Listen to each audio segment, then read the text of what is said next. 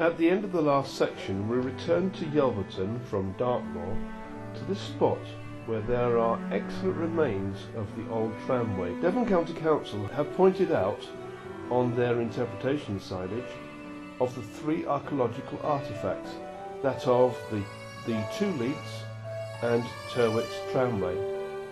Tyrwhitt's tramway was to encourage commerce from the moor.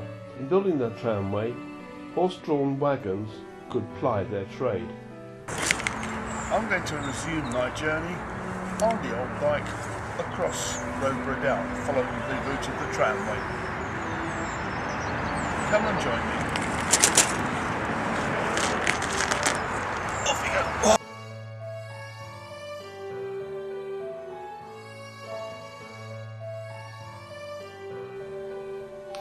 This section of the old map outlines our route as we meander between the two leats across Roborough Down. It's interesting to note that the leats were still the main supply of water to Plymouth when the tramway opened in 1823.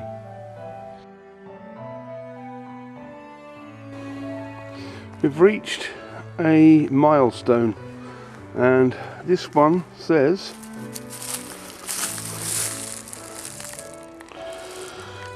13 miles to Plymouth. 13 miles I've got to go. The Devonport leat slightly above the tramway, and the Plymouth leat ran just below.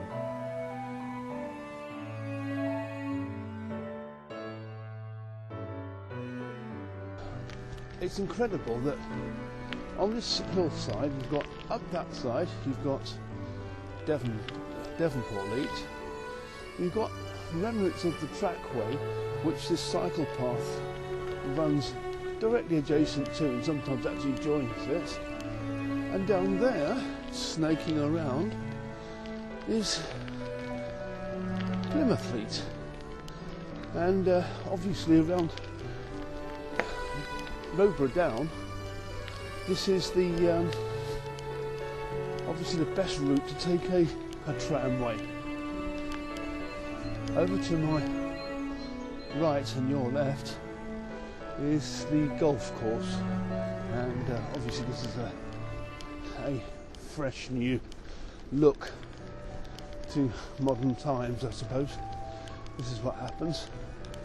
And as I'm travelling down here, I am still amazed to be following Drake's, or Plymouth leat as it should be called, and at this stage the Devonport leat seems to have taken off on a different trip.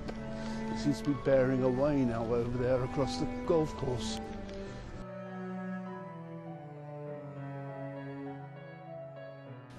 As we get nearer to Clearbrook, there are a couple of gates to negotiate.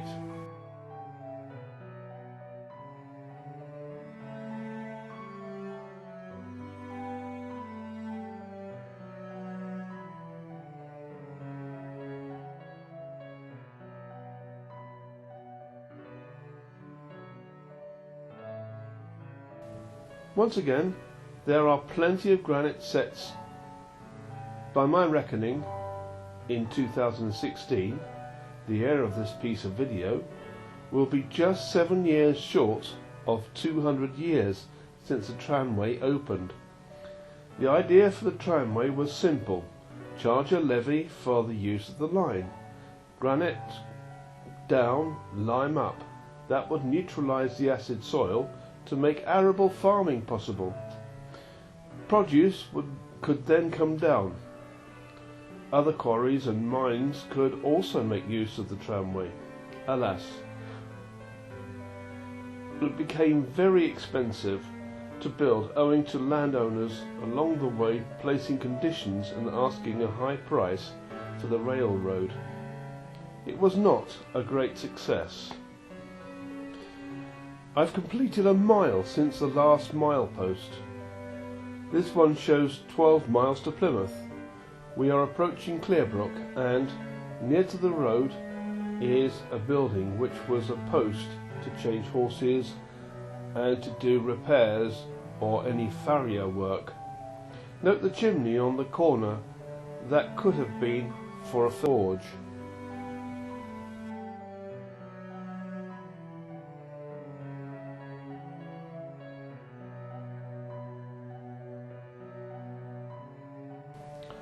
Plymouth Leet takes a detour here.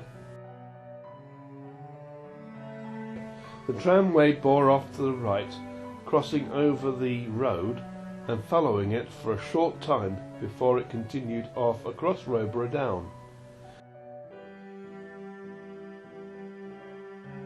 It is at this stage that we can see North Hessery Tor. It gives us a clear idea as to how far we have come since leaving Princetown. The Plymouth Leet rejoins the course of the tramway as they continue snugly together. There's a bridge here, and the tramway crosses over and follows the Leet on the other side.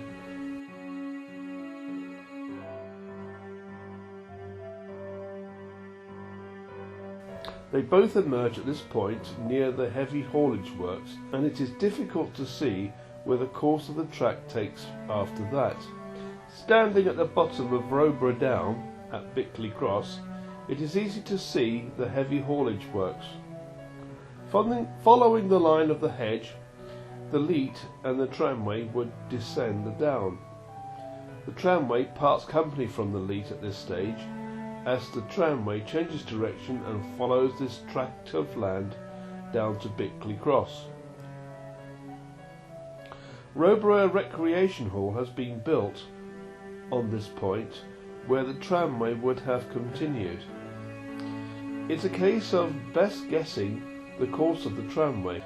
There's a drive which takes the course of the tramway leading out from behind the recreation hall, following the hedge across the field. A little further on, a path can be identified again. It continues across another field. As there is no access to the field, the map shows that the tramway arcs around behind Woolwell, a housing development built in the early 1980s. It is here that I pick up the story again. Well, this is Woolwell, and we're walking around the edge of Woolwell, and down here is the continuation of the old tramway, which makes a natural boundary for the railway, for the estate behind us.